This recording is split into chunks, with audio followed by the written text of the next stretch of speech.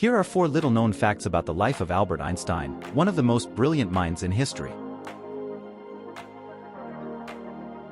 Child, Einstein hated the violin lessons encouraged by his mother, Pauline, a talented pianist. The composer Wolfgang Amadeus Mozart was largely responsible for reversing his dislike of the instrument. From the first moment Einstein heard the Austrian's works at the age of 13, the future physicist discovered a passion for music. Decades later, Einstein's first son, Hans Albert, confirmed that his admiration for the violin was reflected in the many early mornings when he would find his father in the kitchen thinking about problems while playing the violin. Suddenly he'd say, "Got it." As if, by inspiration, the answer to the problem had come to him in the middle of the music, Hans Albert told Peter Bucky, Einstein's friend and author of the book The Private Albert Einstein. 1939, a letter signed by Einstein was sent to the then President of the United States, Franklin D. Roosevelt. In it, he warned of the possibility that Germany was developing atomic bombs by fissioning uranium.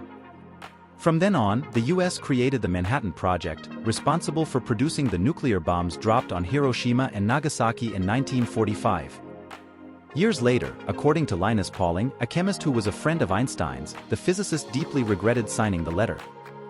In an interview with Newsweek magazine, he said that if he had known that the Germans wouldn't be able to successfully develop an atomic bomb, he wouldn't have done anything. Einstein could have been president if he had wanted to.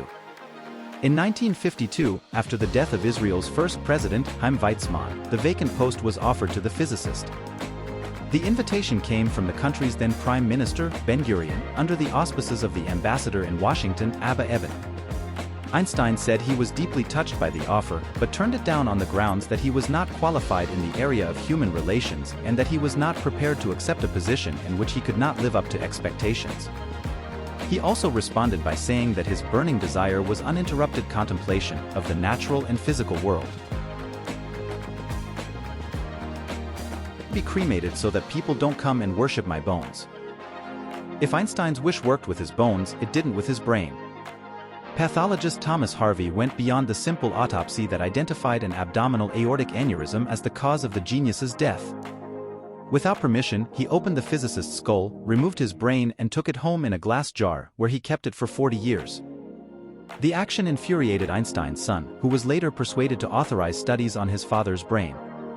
Harvey sliced the organ into 240 blocks in the hope of finding clues to the German's genius. Nothing great was discovered, although much research was done. Hi, how are you? Don't forget to subscribe and activate the bell. That way you'll help the channel produce more videos like this one.